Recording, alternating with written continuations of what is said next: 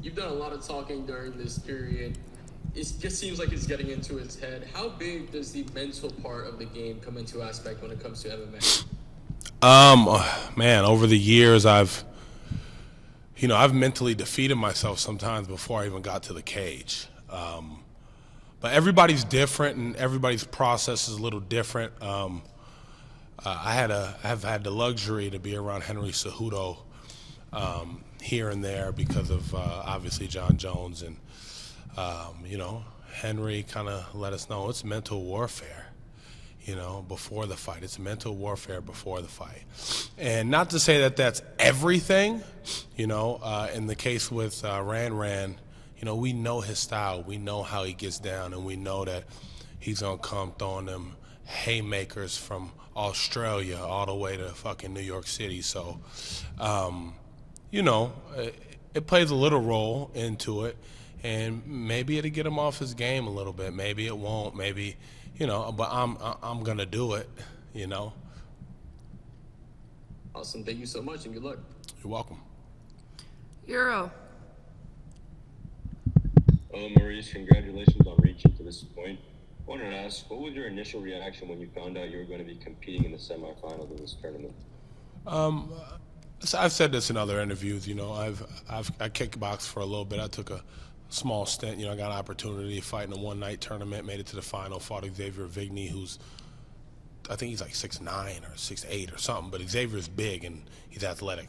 I think it's one of Ngannou's old trainer partners actually now. It's kind of crazy that we went the ways we did after our glory careers, but I've never showed up as an alternate and not fought. So as soon as I got the confirmation I was an alternate, I treated it as if something was going to happen. It's the best tournament in MMA. I've said this multiple times. Not only do you have to fight good, you have to outlast injury. It's mentally taxing, it's physically taxing. Getting back from a fight, win, lose, or draw, and getting right back into camp. Sometimes you take a week or two off, you got some injuries, but I've gotten right back to camp, and this, even though I lost my last fight and I was out, I had the idea that something was going to happen, Maurice. You're going to get your opportunity to come back. So I've treated it like that. So when I got the call, it was business as usual. It gave me something even more to fight for, even more to wake me up and get me to swimming, wake me up, get me in the gym. When I want to shut it down and go to bed, well, I still had a training session that night. And, yeah, man, it was amazing. I was happy. I think the first thing I did is look at my son and said, Jackson, Daddy's back in. And my son goes, woo! He said, let's go.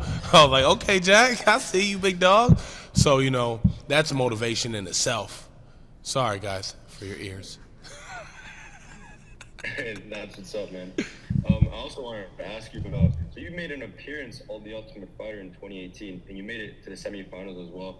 Since that point until now, how do you think you've developed as a fighter? Man, I wasn't ready for the opportunity that I had when I was in the UFC. I know I went 3-0 in my first three bouts in the UFC, but then when the competition got tough, and it was time to really step up and train harder and harder, I thought it was what most fighters do. You get a little soft, you start thinking you the man, and I went to a couple gyms. I was in and out of those gyms, and really when John asked me to come and train with him, which at first I thought it was just a couple times, but it developed into what it is now.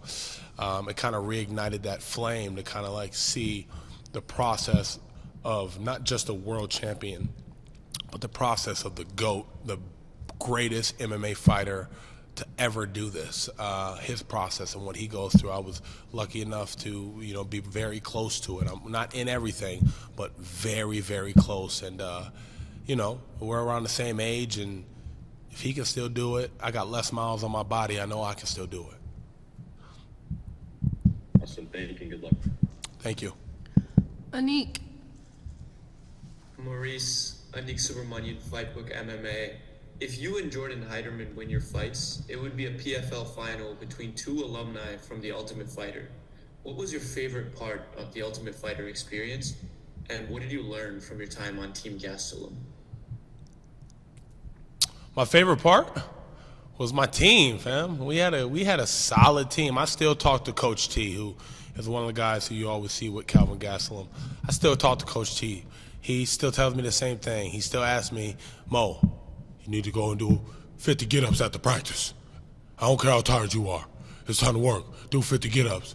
And then my favorite time, I think, on Ultimate Fighter is the time I did have with Coach T and the rest of the heavyweights. I'm still friends with Justin Frazier, who I feel like, I'll say this, I feel like Justin Frazier got the shaft. I think he should have got a chance more than a lot of us on the show. But obviously you see that we were the most dominant team. Most of us have been in the UFC at some point in time or have moved on to bigger and better things like Larissa Pacheco and myself. So Great. And one more from me. I know there's been some heat between you and Renan in some of the previous press conferences. How do you feel about him? From what standpoint you mean? From an athlete? Like as a fighter? I just told you he's tough. This man's tough, He's gonna move forward. He's throwing haymakers from Africa, okay, or from Brazil all the way to New York, whatever you want to call it. They from way the fuck over there all the way over here, and he's trying to finish the fight, man. And that's awesome. I welcome that. It's gonna be a tough fight. We're not fighting chumps out here. We're fighting some of the best guys in the world. So. You gotta have your A game, It really doesn't matter what it looks like on paper. It matters who shows up that night. Awesome. Excited to watch it. Thank you so much. Max. What's up, Maurice? How you doing? I'm doing well. You sound inspired, which I love to see. So with a guy like Renan, he's, the first MMA fighter that you fought who's taller than you and has a longer reach. I know you said you just fought kickboxing against Xavier Big B. But I was looking at your past fights, and I don't see anything since, I think, 2016 Chi Lewis Perry. Chopper Chai Lewis Perry. That one. Yep. Chopper Chai Lewis Perry. That you fought that was that big. So how do you deal with someone, how do you prepare for someone with this much length? What do you And he's do? an inch tall. Let's get down to the brass tacks.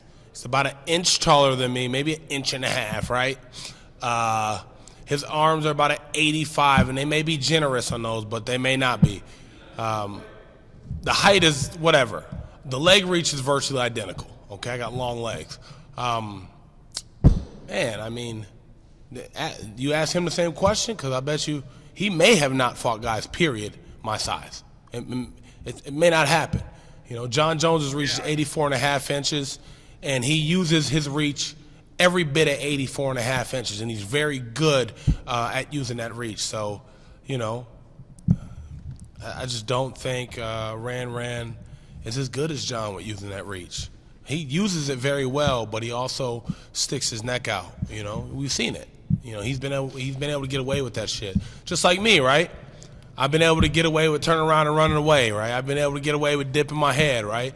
This is something where these are things that I can't do fighting a guy of his stature, right? And vice versa. So, there's things that we got to do to get better, and you'll see Friday night how we made those adjustments.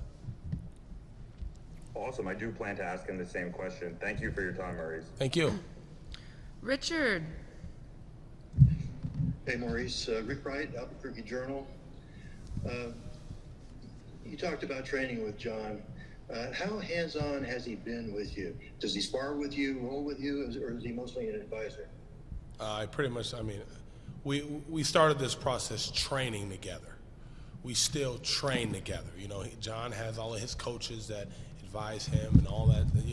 They give me a couple things here and there, but we started training together, and that's we're training partners. So I do most things with John. Okay. Or my other teammates, right? We got a real tight group of dedicated guys that come in that gym, and in addition to John, we have the luxury of having John bring out guys like Gordon Ryan or being able to get a little bit of stuff from Henry Cejudo, or being able to go out of town and go to some of these cool gyms and meet these fucking awesome athletes that show us a little bit here and a little bit there. So, I train with them. Don't you guys ever forget that. I get punched in the face by them all the time. It hurts and it sucks. You talked about Cejudo. Did John take you to Phoenix to work with him, or did Cejudo come to Albuquerque? How did that Say it work? again? You talked about Cejudo working with him. Did he come to Albuquerque, or did you go to Phoenix with John? How did that work? No, not recently. Not that I know of recently. Just when you saw him last time, and I've been out there. When I vacation sometimes in Arizona, they allow me to come into the gym. So, I've been out there and trained with some of their guys there. We're talking about a little bit of knowledge, but at that level, just 10 minutes of talking, throwing some things by them kind of showing you one position. That's better than them showing you no position. So I don't want you guys to sit here and think that I've been training with these guys and I've been working. No, I've had the luxury to pick their brain for maybe 5 minutes and just get a couple questions answered, or get a position question answered that will help me moving forward. You gotta learn how to kind of ask the right questions for yourself and see if you can't get an answer or two. And not expect a whole lot of hands-on. I'm not their fighter. I'm nobody's really fighter. So I just try to get as much knowledge as I can with the people that are around me and the information that I possibly have to reach out to with some of the great athletes that are around me. So. Do you still live in Albuquerque, or you were just here for camp? Huh? Do you Oh, still my live bad. in Albuquerque? Yeah, I live there. I'm full time. Okay. Put a K all the way, baby. Do you spend any time at Jackson Wink anymore? No, I tell everybody this. I don't know why everybody thinks I still train at Jackson Wink. Okay, I've parted ways with Jackson Wink around just probably right after John. That whole thing happened with John for my own personal reasons. And I've had the luxury of being able to train in a small closed group with John and my teammate and cornerman Jaime Romo for over 3 years now, I think, or something like that. But it's been quite some time since I stepped foot in there and actually trained. All right. Thank you, Maurice. Thank you. All right, last question, Mills. What's going on, Pro Straight Boss? MMA Locker Room, part of Pub Sports Radio. How you doing today? How we doing, big homie? Oh, you know me, man. We good. I knew somebody I could say that too. He feel me. Go ahead. You already know, man. I just spoke to you about 2 days ago, man. We spoke about some things, but I want to pick your brain on this, man. It's going to be a little bit different, too. Some fighters, they might look at some things that they have physically and look at it as a defect. But you never let that affect you, with the peripheral and anything like that. Can you talk to me a little bit about, giving people the confidence out there, if their body's not the same as the other person, not to let that stop them to always go forward and pursue their dreams? Man, it goes back to, I used to not even think about using that as an advantage, but it was John who actually told me. I said, yeah, man, I got more peripherals and on one side than the other, and whoop-de-whoop-de-bam, and he was like, all right, Maurice, so how do you use that to your advantage? All right, where's the advantage there? So I broke it down with him. I was like, oh, shit, motherfucker, you right. So, again, this is using, the people that I have access to, man, and I have access to some of the greats at certain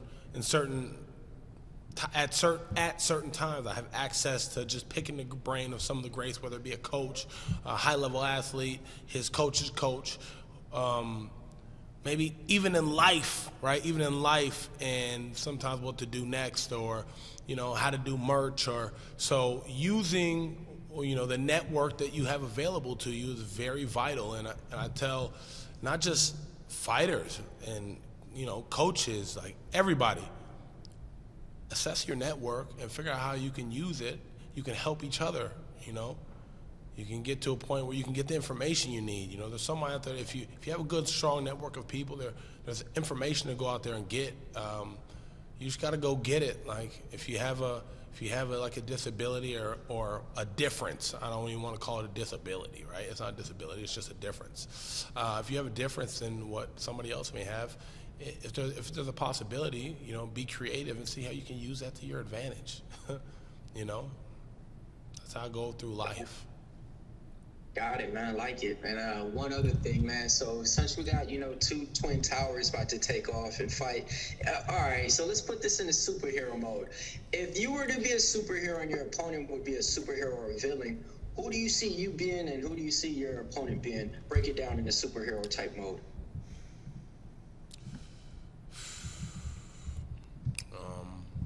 I don't know who he gonna be.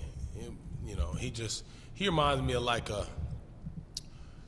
somebody who walks out with their chest out, like a Superman. I'm here, chin high. If you look at how he stands and how we face off, chest high, chin high, he has to feel like he's bigger. Like that's a mental thing for him. I don't give a fuck. You can put me as a villain, baby. I want to be one of them ugly villains. He said I'm ugly. I'll be an ugly villain. Sometimes the villain do win the war. So, and he has to come back and reassess. But that's not till next year. So, the villain would be the crochet boss. I love that argument. Spreading love, though. I'll be spreading love. But just in the cage, I'm a villain, okay? But when I get out of that cage, the crochet boss is full of love and yarn and crochets and hooks. And crazy cats. Okay, you got me? All right, man. Best of luck, best of skill. Can't wait to see you guys this Friday. Appreciate you.